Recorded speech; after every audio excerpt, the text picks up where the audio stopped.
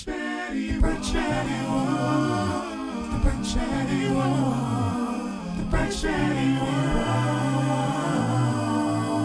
and welcome back to the Brunch Baddie Wall, where if you hit that like and subscribe button, you can be a part of our VIP reservation. All right, let's get into the video. Welcome back to the Wednesday episode. Before you watch the Wednesday night episode, I feel some things right now. I'm not gonna lie. Big Brother right now feels like the end of Infinity War if you watch Marvel, and specifically the end where Thanos is winning. Yeah, that's what it feels like. Because the side I want is winning, like killing it at this point, and I don't like that.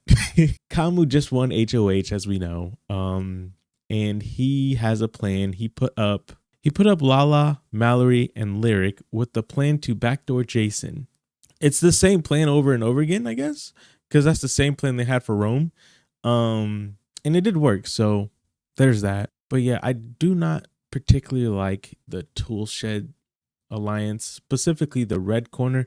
I have no problem with Drew and Barrett. I think they're playing a good game. They're playing the middle, which I guess is really good to do, but also can get you burned eventually, which we'll talk about later in the spoiler section. I do like D and Devins. I think they can make it really far into the game, if not win it. But me personally, I have an alliance with Taylor and Melody as an outside guest working from home. So, you know, as much as we can make it shake up for the other side of the house, I'm with it. Our alliance is called the Baddies Lounge, so there's that. But yeah, Kamu's reasoning for getting this backdoor plan is exactly the same plan. And Jason is a really smart person, so we'll talk about that more in the spoiler section. But I do have to give the shout out to Kamu. It's only fair. Just because I don't like him doesn't mean he doesn't get the play of the game, because he won HOH right now at this point. But I have some other people on the spoiler side that I think have stronger plays of the game.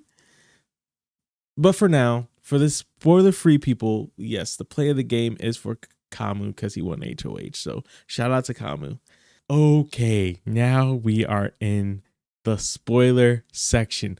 So, okay, my next person that's winning play of the week is Lyric. She won Power Veto, so she gets herself off the block, and then unfortunately Kamu follows through with his plan to put up Jason, and it gets worse from there. But before it gets worse, I have to give out another play of the game to somebody else.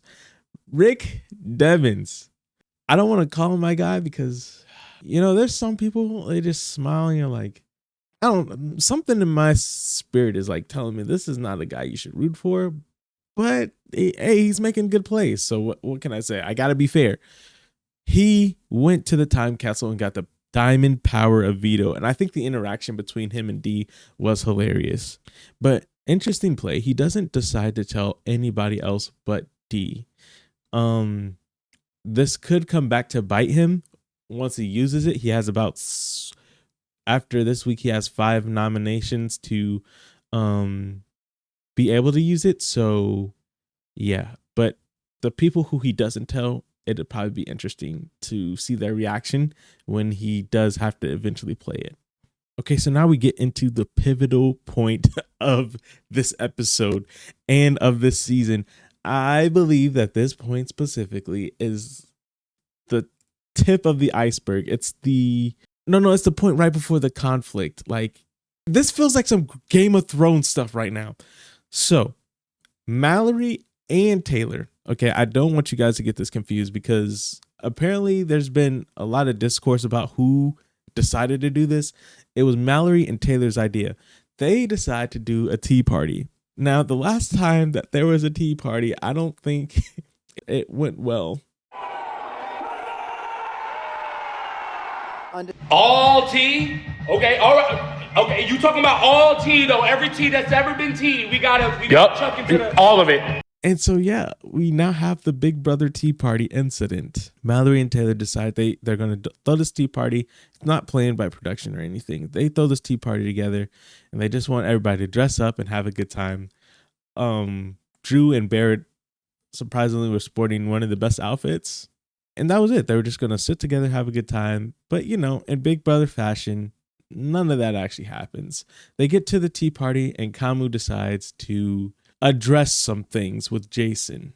And by address some things, I don't mean in the best light as possible. He decides to blow up Jason's game unprovoked. Like, you don't need to do this. You're already ahead. The plan's going into fruition. All Larry has to do is at this veto meeting, she just takes herself off the block, and your plan's going to go through. You're already ahead. Why kick a dog while he's down? You know, you already won. You already got the nominations you wanted. Now it's just time for the blockbuster event, and then hopefully whoever's left from there, you guys will vote. Kamu decides to blow up Jason's game, and Jason actually does like I don't want to say it was a 1v everybody, but it was basically Kamu and Angela versus Jason in front of everybody. And Kamu's whole point was to expose Jason's game, but then Jason is like pretty much fighting back and bringing up real facts. He's like, basically, I'm playing the game, you're playing the game. Why do you have to blow up my game? Why is that like a part of your gameplay? I'm not a bad person for lying to appease people, because that's how Big Brother is. You lie to appease people.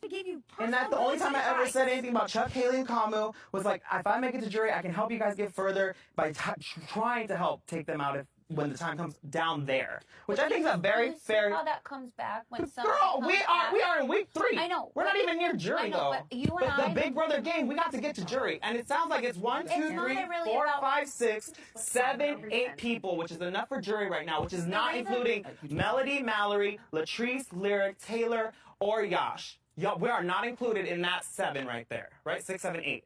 This is the worst case scenario for the tool shed, and I'm glad it happened.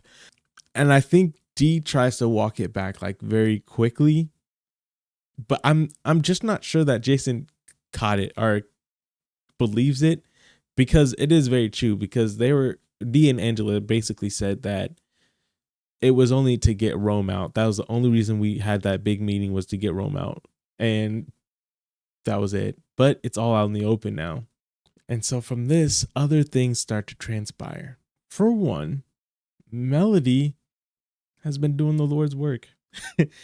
Now seeing all this stuff transpire, her job was to get the numbers to keep Jason, which was against the plan of the Kamu Red Corner, against HOH's true wishes, which was to get Jason out. But now she's forming a small campaign just to make sure that their side of the house has the numbers to keep Jason, because it's better for their game. And unfortunately, that means that if it's up to Jason and Lala might not have the votes. If it's up to Mallory and Jason, I think Jason would go home based on what Melody was talking about. I do feel bad for Lala though, because it seems like people in the house are progressively getting more, and I don't want to use the word annoyed, but I guess that's the best way to say it. It just makes me sad. I don't like to see black women be like mistreated ever. So it is sad. But even the way Chuck said something about her, I didn't like the way Chuck said something about her. Drew said something about her. Even this clip of Kamu saying something about her. We're adults. Like, hey, we love Mama Lala, but like, don't nag us. I don't like the way she was being treated. But as far as like objectively, her game style, it wasn't going to work for Big Brother in the long term. She was using cooking and cleaning as a method to actually game. And I think she I saw it. She admitted to Taylor on the live feeds that she doesn't really know how to like talk game.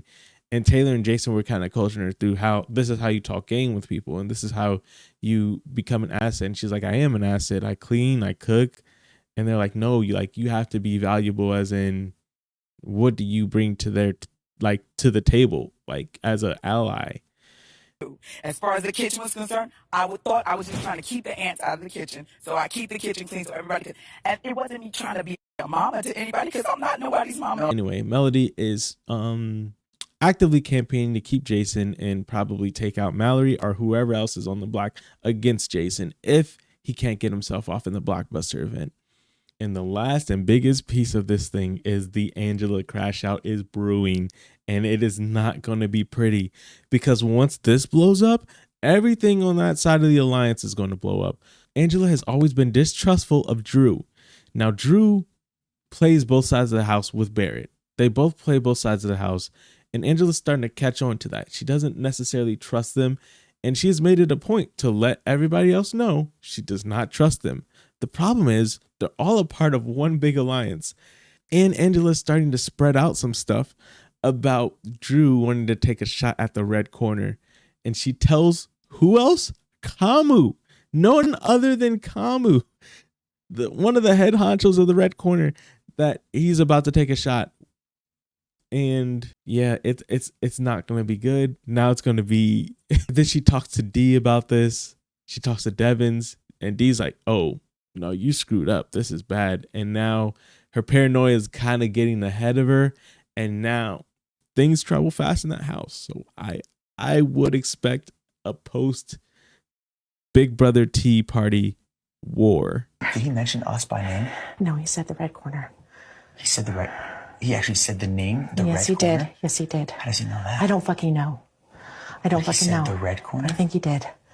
Are you Yeah, sure? I'm pretty sure. Because it's not good for a game. That does not show stability for any alliance. That doesn't show any stability for any ally. The information that she's spreading around is not going to be good in the long term. And I think it's going to come to bite her back in the butt next week. I'm pretty sure.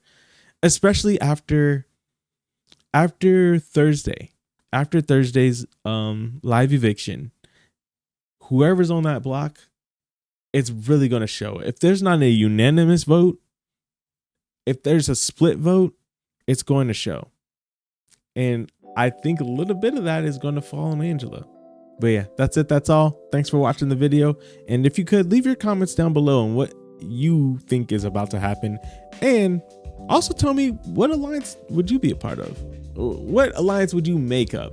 Who would be the key people in your alliance right now? I'll see you guys in the next video.